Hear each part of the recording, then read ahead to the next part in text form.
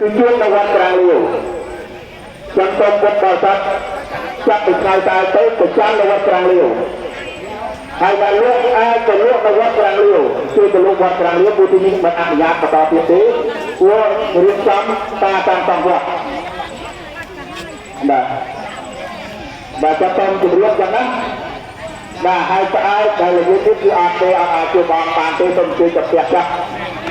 ថ្ងៃតើម៉ោង2រសៀលគឺបងមានមុនទៅជួបនៅវត្តក្រាំងលាវហើយចាប់ពីថ្ងៃចាំចូលថ្ងៃសុក្រគឺជួបនៅវត្តក្រាំងលាវជារៀងរហូតណាបាទអត់ដឹងម៉ោងណាទេប៉ុន្តែបងដាក់ព័ត៌មានមកថាពីថ្ងៃចាំដល់ថ្ងៃសុក្រគឺនៅវត្តក្រាំងលាវណាយើងឃើញវាដែរចាំទៅតពុទ្ធបរិស័ទគ្រាហើយសូមជួយចាស់ទៅណាជួយចាស់ហើយអ្នកលោកដូរអាចជួយទៅទីតាំងលោកនៅវត្តក្រាំងលាវបានណាពួកកណ្ដាលបើសិនជាយើងក្រទៅក៏យកទីតាំងអត់បានទៅទីតាំងលោកអត់បានទេ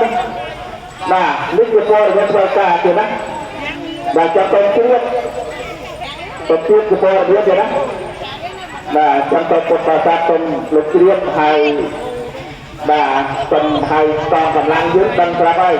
ពីជួបតាមបច្ចៈជនបាទសូមបច្ចៈថាបាទបជាការពីបាក់ឡាខាងកើតបាក់ឡាខាងត្បូងលុបបាក់ឡាអនុក្រាំងលើសូមអញ្ជើញទៅជួយការពីសម្រាប់ស្ដាប់ស្ដាប់នៅវត្តក្រាំងលើនៅវត្តក្រាំងលើបាទហើយរីឯបាក់ឡាខាងជើងនេះគឺនៅវត្តនេះហើយខាងពលិសខាងបាទយុធា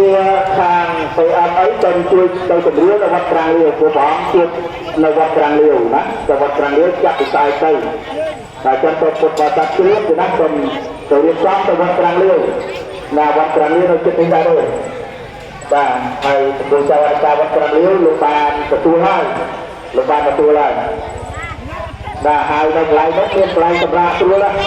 មានសាលាមានអីសម្រាប់ពុទ្ធបរិស័ទសម្រាប់ណាពុទ្ធបរិស័ទសម្រាប់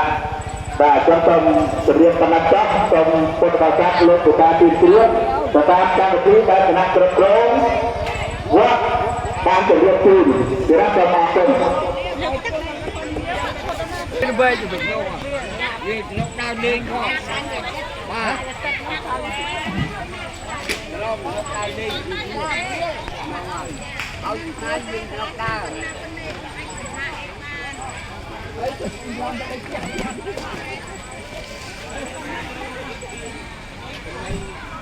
នៅគេវត្តដាក់ចូលજાય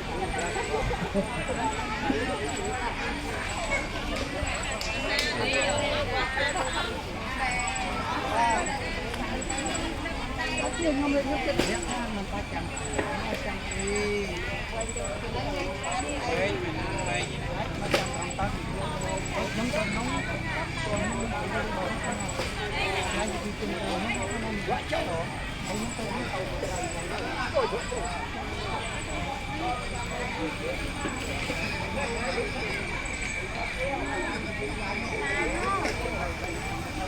lại cái buồn luôn bạn đi đặt